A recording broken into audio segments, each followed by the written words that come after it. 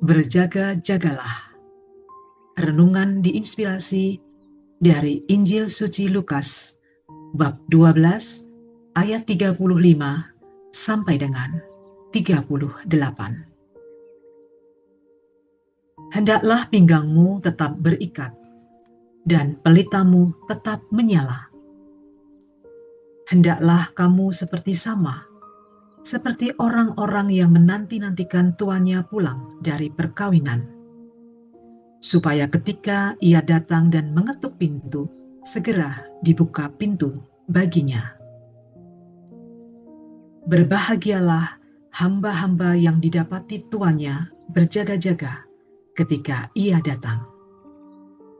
Sesungguhnya aku berkata kepadamu, ia akan mengikat pinggangnya dan mempersilahkan mereka duduk makan, dan ia akan datang melayani mereka.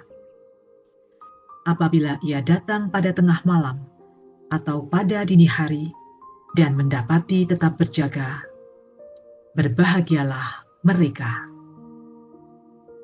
Demikianlah Injil Tuhan. Terpujilah Kristus. Apakah kita sungguh hidup dalam doa dan berjaga-jaga? Yesus mengajak para murid-Nya untuk selalu siap menyambut kedatangan Tuhan dengan sikap berjaga dan penuh kesiapsediaan.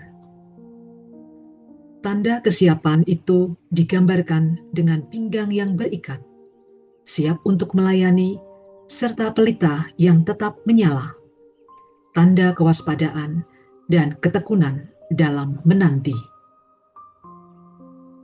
Dalam Injil hari ini, kedatangan Tuhan diibaratkan seperti seorang tuan yang pulang dari pesta perkawinan pada waktu yang tidak dapat dipastikan. Bisa tengah malam atau menjelang dini hari.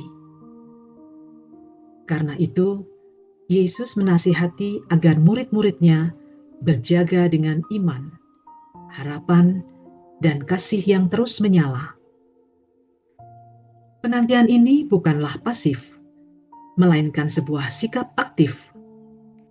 Bekerja dengan setia, mengerjakan kewajiban dengan tekun, serta menaruh kerinduan kepada Tuhan. Kebahagiaan sejati akan dialami oleh para hamba yang didapati tuannya setia dan tetap berjaga. Pengalaman pribadi membuat saya semakin memahami makna berjaga-jaga. Ketika harus berjaga mendampingi kedua anak saya yang terkena demam berdarah pada waktu yang bersamaan. Sebagai orang tua, saya harus selalu siap siaga, memantau suhu tubuh, memperhatikan perkembangan trombosit, serta menuruti setiap arahan dokter. Ketika trombosit sempat turun hingga di bawah 50.000, situasi menjadi kritis dan penuh ketegangan. Para dokter pun dengan cermat berjaga-jaga, memeriksa dan mengupayakan pemulihan mereka. Saya belajar bahwa berjaga-jaga berarti tidak sekedar waspada, tetapi juga proaktif, berpegang pada harapan dan tidak terjebak dalam keluhan. Dengan kesabaran dan kepercayaan penuh kepada Tuhan, akhirnya kedua anak saya dipulihkan. Demikian pula dalam kehidupan rohani. Berjaga-jaga berarti menyiapkan hati untuk selalu siap dipimpin Tuhan. Kita dipanggil untuk melaksanakan tugas dengan tulus, memeriksa batin secara jujur, serta menyadari bahwa hidup tidak selalu berjalan mulus.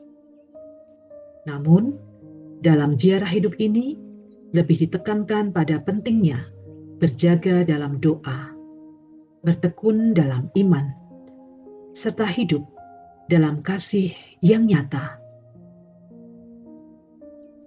Marilah berdoa.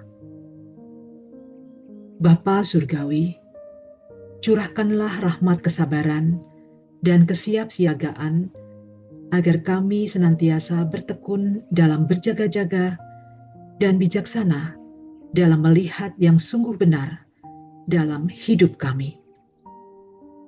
Amin.